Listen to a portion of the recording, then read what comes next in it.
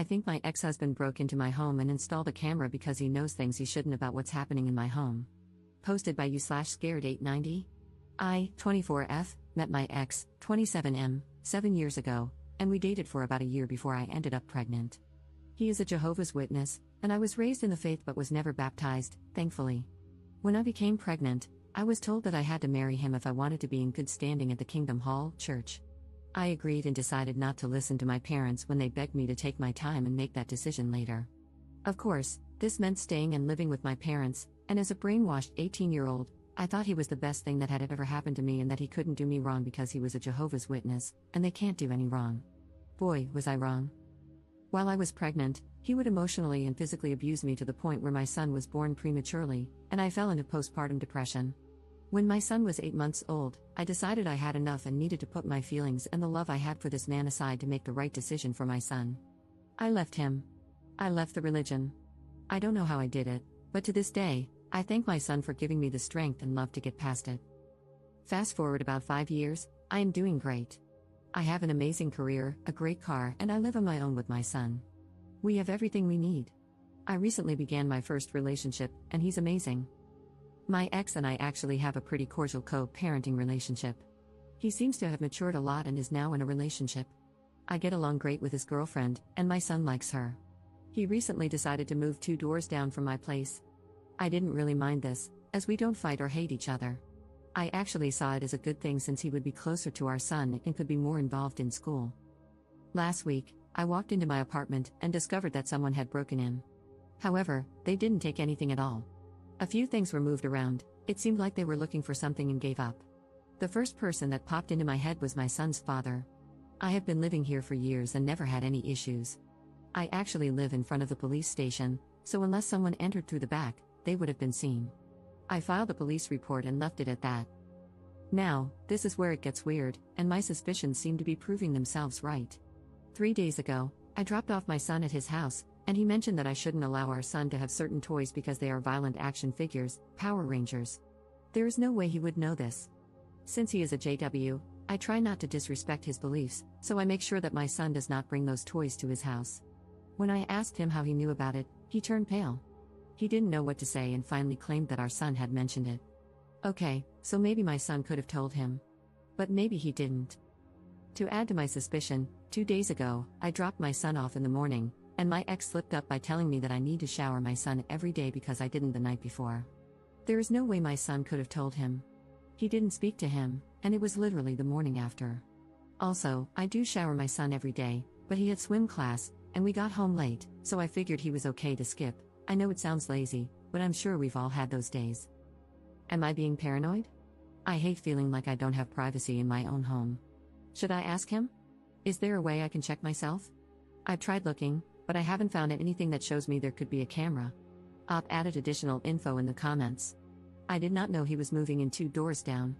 He told me when he signed the lease, and at that point, I tried to look at the bright side of things. I now see that there is no bright side to this situation. I hate the feeling of walking out my door and knowing he can see what time I am home and what time I leave just by checking if my car is in the driveway. I agree that the religion he is teaching my son is not good in any way, but there's not much the law will do besides granting me full rights to his medical decisions, which I have. When he is with his dad, he goes to his church, but when he is with me, he knows we don't do any of that.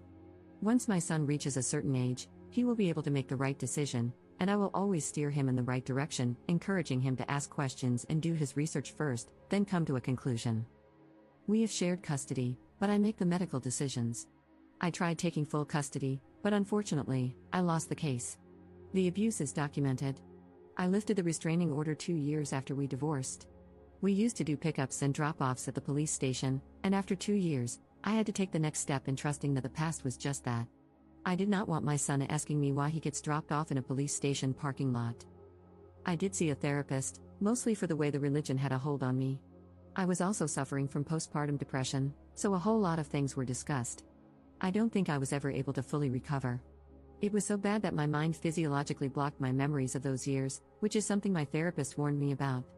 Although it's good that I don't recall certain things, it also makes me vulnerable, just like it did in this situation. Certain things definitely trigger it, like specific songs or going back to that town. I should also mention that my son's father was diagnosed with bipolar disorder. I would not be shocked if there is a camera in my apartment. I am gathering all the advice from this thread and will have to tactfully make a plan to search for it without making it obvious. Commenter. I'm a former JW2. Do you think it's possible that he's trying to figure out if you're sleeping with your boyfriend, so that your ex would then be biblically free to remarry? Ops response. We are already divorced. The elders told him not to sign it because that would mean he can't remarry. I took it to court, and after showing all my police reports and pictures of abuse, they granted the divorce. I do see your point. On his end, he is not free to remarry. This could be why he is doing this. However, he is out of luck because I do not have my boyfriend stay over. I always go to his place when my child is with his father, especially now that he lives so close. It's weird. Update 1 month later. I have been lurking in the sub for the past week, and I am so happy I found this. I really wish I had known about this years ago when I left the congregation. It would have made the pain less and the loneliness not as bad. When I left the organization, I had no friends and no encouragement, and I almost convinced myself multiple times to go back, but I was able to get through it. I wanted to share my story with you, but first, I'll give a little background on my past. I pretty much grew up as a witness and never got baptized. I met my son's father when I was about 18, and I ended up pregnant a couple of months after that. The elders pretty much forced marriage on me. As soon as we moved in together, he was abusive. It was horrible. He would physically abuse me, knowing I was pregnant with his son. It got so bad that I would literally urinate on myself because of how scared I was of him. The last time he laid his hands on me was when I was 6.5 months pregnant. I remember he barged into the bathroom since he knew I was calling the cops, and when he opened the door, he hit my belly, and I went straight into the tub. They had to perform an emergency C-section. While I was under anesthesia, he even signed a paper stating that I would refuse a blood transfusion, and since he was my husband, it was his decision to make. Thankfully, I had great doctors, and my son and I were healthy and made it through. I remember the elders coming to visit me while I was still in the hospital. I remember them telling me that I needed to work harder at putting Jehovah first in our marriage because, without him, our marriage would fail. A few months later, I left him and left the organization. I went to therapy for my postpartum depression, and I was able to psychologically block those memories, although sometimes certain things trigger them, and it all comes back. It's insane how the mind works. I have a great relationship with my parents. They never shunned me, and they always looked after my son and me. I know they are brainwashed, but I know deep down my father realizes I made the right decision. After all this mess, I think he's starting to open his eyes a little. The link below is my first post, and below that, I copied and pasted my update. I don't know why they locked my post. I was at work, and when I checked, it was automatically locked. I did receive some good advice on there, but it's different when it comes from people who know what you grew up in and understand just how much mind control plays a big role in everything when it comes to JW. I would also like some advice on how to handle these elders. They keep calling my parents and begging them to reason with me. I assume this is going to reflect poorly on them, and we all know how much they hate that. Also, please keep in mind that my parents, although witnesses, have my best interests at heart. My father sat me down and told me that no matter what, he will stand by my decision and fully support me in going through with these charges. I just wish they didn't have to deal with all this harassment. Update. First and foremost, thank you for all your suggestions and messages regarding the steps I should take. So much has happened over the past 7 days, I will try to explain without making this too long. I'll start with last week, Wednesday. After reading all the comments, I decided to purchase a spy finder from Amazon. I figured it would put my mind at ease and finally allow me to feel comfortable in my own home. I paid for 2-day delivery and planned out how I would use it without being obvious. Since I knew the only way to do this was with my son's father in front of me, I decided to tell him I needed to discuss a new schedule I wanted to follow. Friday, we decided to meet up for ice cream with our son. I gave my boyfriend a spare key so he could go inside and see if the spy detector worked. Our meeting lasted about 40 minutes until I finally got the okay from my boyfriend, and I wrapped up the conversation. When I got into my car, I called my boyfriend, and he told me I needed to drop my son off at my mom's and head over to my place. I did exactly as he said. When I arrived at my place, I parked, and my boyfriend came inside my car and broke the news to me. He told me that the detector had detected something, but it was not clear. It kept showing red in my son's room around the doorknob, but it also showed red on one side of a wall that didn't have anything hanging near it. At this point, I didn't know what to do or say. Maybe it was just a malfunction, or maybe there was something there. I decided I needed to call the cops. I wasn't sure if it was the right call, but since the signal was showing in my son's room, that was enough for me to make the call, even if I sounded silly to the cops. Once the cops showed up, I explained the situation to one of them. He usually works the morning shift surveillance at my son's school, so I see him every morning. He was very understanding and told me he was calling in a tech who had the necessary equipment, as not all cops carry it. At this point, I still didn't tell the cops that I suspected my son's father. I figured I would mention it once it was confirmed. 10 minutes later, my son's dad walked up my driveway and asked if I was okay. I said yes, and that's when the cop approached. I think he saw how uncomfortable I was, and told him that only residents were allowed to be there.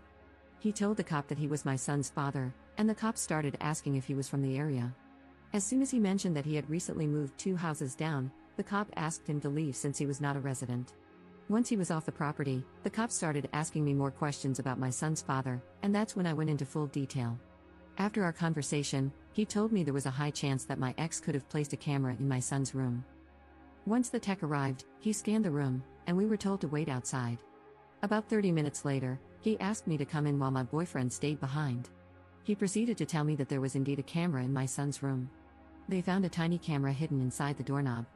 If you're not familiar, my doorknob's locked from the inside, but on the opposite side, there's a small hole where you usually need a flathead screwdriver or a similar key to unlock it. He explained that whoever installed the camera replaced the original doorknobs with 2 identical ones, meaning the door no longer had a lock. I never realized this. It was such a small detail that I had completely overlooked.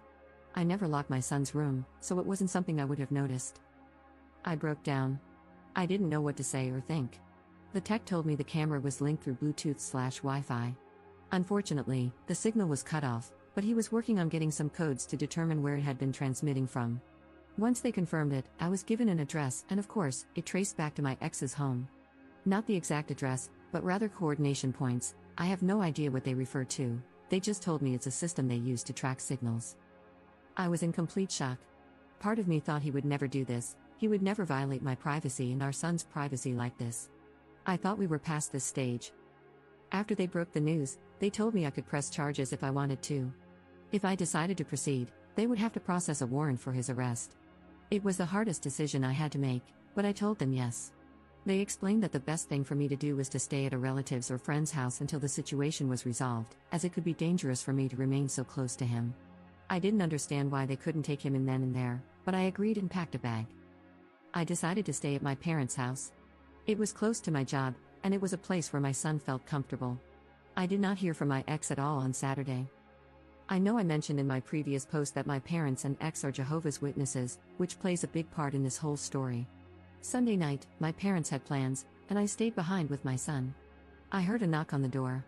I looked, and to my surprise, it was 2 elders. I guess you can call them pastors for those not familiar with the term. These were the same men who told me not to call the cops when my ex would get physical. They were also the same men who had watched me grow up since I was 3. I decided to open the door, and they asked to come in. Since my brother was in the other room, I felt a little more at ease speaking with them. As soon as they started taking the Bible out, I told them I did not feel comfortable with that and that if they had anything to say, it should be through a conversation and not through the Bible. They agreed and started explaining the consequences my ex is facing in the Kingdom Hall for what he has done. They also told me that my ex was taken down to the station Sunday morning but that he had confessed everything to them on Saturday. To make it short, they begged me to drop the charges and kept telling me to think about my son, to consider how he would feel knowing his dad is facing these charges. They kept saying over and over that Jehovah does not condemn his behavior and that sometimes the organization can work things out internally. I told them I would not drop the charges. What he did was violate my privacy, and while I was happy they would work it out within their religion, I would handle my end through the law. They proceeded to tell me that they have lawyers who can back up my ex and that if this is the route I choose, I should make sure I am covered as well. They also said the reason he put a camera in my son's room was because he wants custody, arguing that it's not fair for him to miss out on eternal life and that my ex could save my son. Crazy, yes, I know.